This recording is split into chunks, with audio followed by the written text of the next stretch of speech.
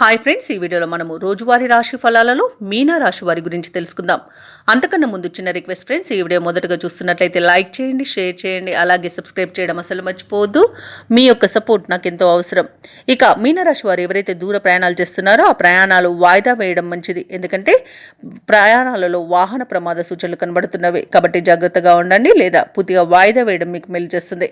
ముఖ్యమైన పనులన్నీ కూడా వ్యయ ప్రయాసాలతో కానీ పూర్తి చేయలేకపోతారు. నిరుద్యోగులు ఎవరైతే ఉద్యోగ ప్రయత్నాలు చేస్తున్నారో వీటిని వాయిదా వేస్తారు. సోదరుల నుండి ఒత్తిడి అనేది పెరుగుతుంది. ఇక ఉద్యోగస్తులకు ఉద్యోగ వాతావరణం గందరగోళంగా ఉంటుంది.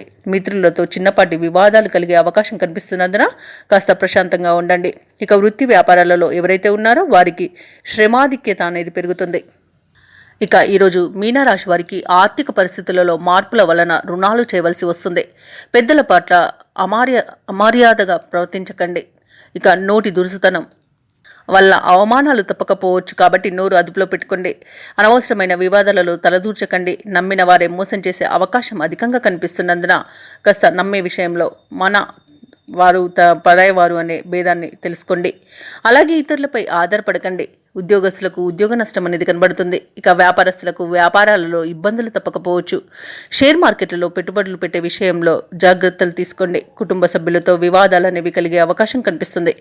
వ్యవసాయదారులకు పంట నష్టం అనేది కనబడుతుంది. అలాగే మహిళలు విలువైన వాటిని పోగొట్టుకునే అవకాశం అయితే అధికంగా కనిపిస్తుంది. అలాగే వారికి చిన్న చిన్న ప్రమాదాలు జరిగే అవకాశం కూడా కనిపిస్తుంది.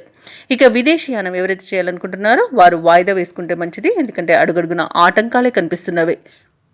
ఇక ముఖ్యమైన పనులలో ఆటంకాలను ఎదుర్కొంటారు. ఆదాయానికి మించిన ఖర్చులు అనేవి కనిపిస్తున్నవి కాబట్టి కాస్త పొదుపు చేయడం ద్వారా ఈ పరిస్థితి నుండి బయటపడవచ్చు. అలాగే మిత్రులతో విభేదాలు కలిగే అవకాశం కనిపిస్తుంది. వాహనాలను, భూములను కొనుగోలు యత్నాలు వాయిదా వేయడం మంచిది. వ్యాపార వాణిజ్యవేత్తలు ఎవరైతే ఉన్నారో వారికి వ్యాపారాలు సామాన్యంగా ఉంటాయి.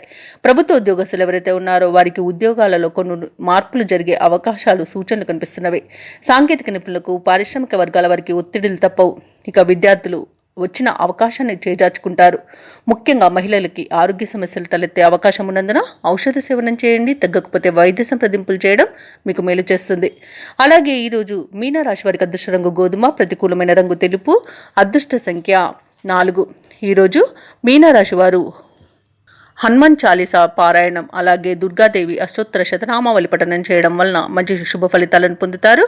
అలాగే పనులలో వచ్చే ఆటంకాలని తొలగించుకోగలుగుతారు.